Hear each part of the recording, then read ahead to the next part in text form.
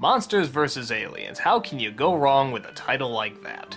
You don't. Well, for the most part. The film definitely gives what it promises, Monsters vs. Aliens, but sometimes it gives some really lame, really not well thought out jokes. But to make up for that, I think it gives us some very memorable characters, most of them anyway, and a very creative premise. The story starts off with a woman named Susan who's about to get married.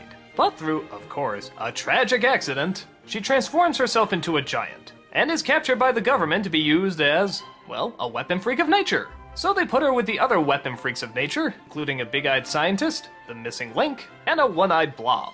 For the most part, they just keep them there safe until some sort of threat ever comes by. And wouldn't you know it, a threat comes by. Aliens from another planet start to invade the Earth. The president, played by Stephen Colbert, tells them to send in their top men, or freaks. This is where our four heroes come in. Can they stop this invasion while also trying to find their place to fit in with humanity? The film suggests yes, but let's not jump to conclusions. The strength of the movie does come from our main character, Susan. She was planning just to be an everyday housewife with a nice normal life, when suddenly this freak accident occurred.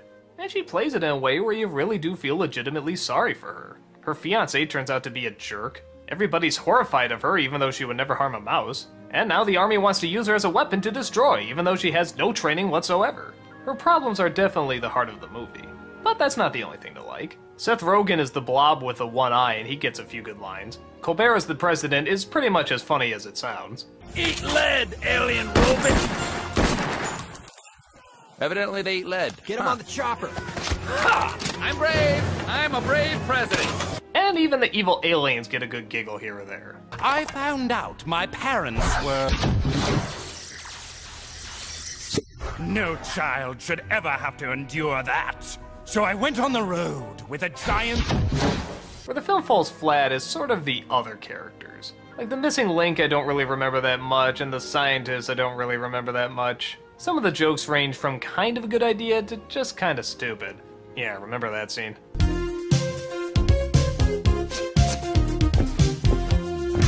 And sometimes the animation can be a little odd. I don't know, sometimes the people look a little too weird to me.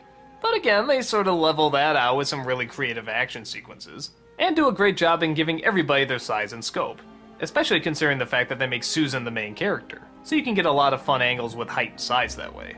So on the whole, Monsters vs. Aliens isn't a super strong film, but I think it's enjoyable to watch at least once, maybe even twice. Anytime a joke sort of keels over and dies, they always make up with it with either a lot of heart or a lot of action.